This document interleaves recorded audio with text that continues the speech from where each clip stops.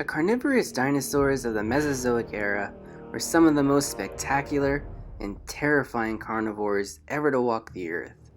Some of the most bizarre amongst them were a renowned group of bulldog-faced flesh eaters called the Abelisaurs, like the infamous Carnotaurus. But where did these odd creatures come from? How did such a unique group of carnivores come to be? And how did they manage to inhabit nearly every continent by the end of the Cretaceous period? However, we do have an idea of where the Abelisaurs came from thanks to the discoveries of the 2010s, revealing the story of the Abelisaurs dates back farther than anyone could have imagined, and it all started in the Jurassic period. The Jurassic period was filled with some of the most ferocious and bizarre-looking carnivores ever to walk this planet, from the blade-horned Ceratosaurus to the double-crested Dilophosaurus. A time where the theropod dinosaurs were truly experimenting in all sorts of unique adaptations to take advantage of an ecosphere of opportunity. The oddest amongst these new exotic theropods were the Abelisaurs. While commonly associated with the Cretaceous period due to its members being often found in Cretaceous-era rock, they were arguably the most widespread group of medium to large-bodied theropods from this period in time, often characterized by their short, boxy skulls, shorter, stubby limbs, and sausage-shaped bodies.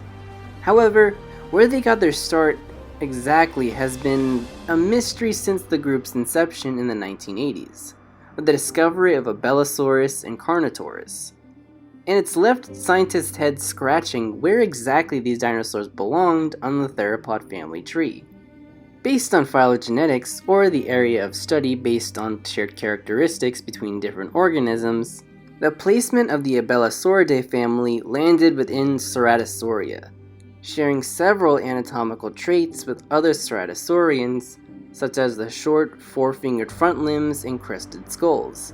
And it was long hypothesized that Abelisaurs evolved from a Ceratosaurus-like ancestor from the Jurassic. However, recent discoveries have revealed a far more shocking picture, one that reveals that this group had taken shape not in the Cretaceous, but the Jurassic itself.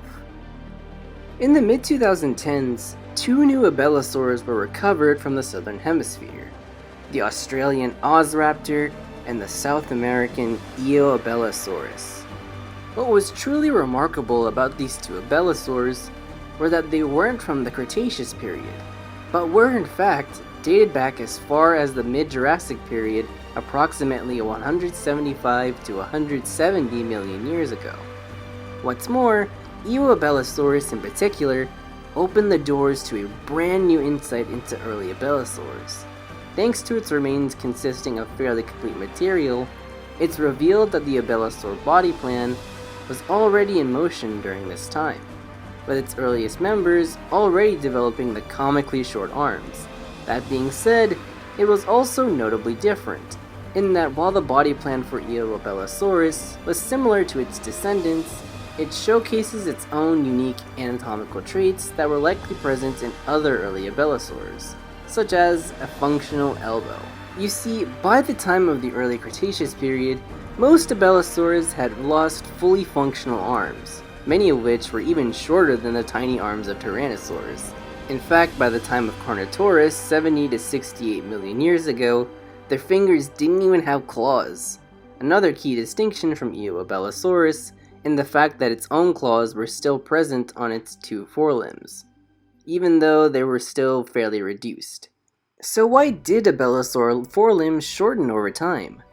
While these forelimbs may appear useless or vestigial, the forelimbs of Abelisaurs were still heavily muscled, as revealed by Carnotaurus, whose shoulders show signs of dense muscle attachments, along with a ball and socket joint at its base, indicating that while these arms may not have been fully articulated, they were still fairly functional and served some purpose. As such, modern birds are often looked to for reference, with many of which sharing this similar adaptation in their reduced forelimbs. Some scientists have suggested that the arms would have helped Abelisaurs steer when running. Others have suggested that these arms served a different purpose, in the form of visual displays, speculating that the arms served a display function similar to modern birds, showcasing a colorful dance as they flapped their arms. However, the most likely hypothesis seems to point towards balance. Abelisaurs had fairly large heads in comparison to the rest of their bodies, often using their robust jaws to restrain and cripple struggling prey. However, as their bodies grew larger, their heads were doing the same, and it's possible that these forelimbs were reduced in size to help counterbalance.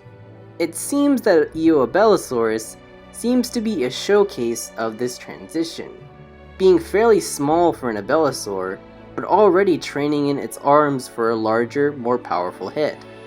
It's a trend also seen in other large carnivorous dinosaurs, from Tyrannosaurs to Carcharodontosaurs, having proportionately shorter arms than other carnivorous theropods in favor of having larger heads. While Abelisaurus reveals what seems to be the start of Abelisaur evolution, it, along with Ozoraptor, reveal the cradle of where Abelisaurs came from. While both of these Abelisaurs were found in different continents, they each have something in common in their locations. They were both found on what was once a larger continent known as Gondwana.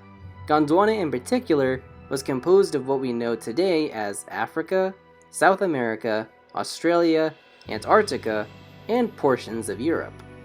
And based on where Ozoraptor and Abelisaurus were found, it would seem that Gondwana was where the Abelisaurs themselves got their start, with the group migrating and diversifying across Gondwana from the mid-Jurassic well into the late Cretaceous, where they were the continent's most common group of mid-sized carnivores.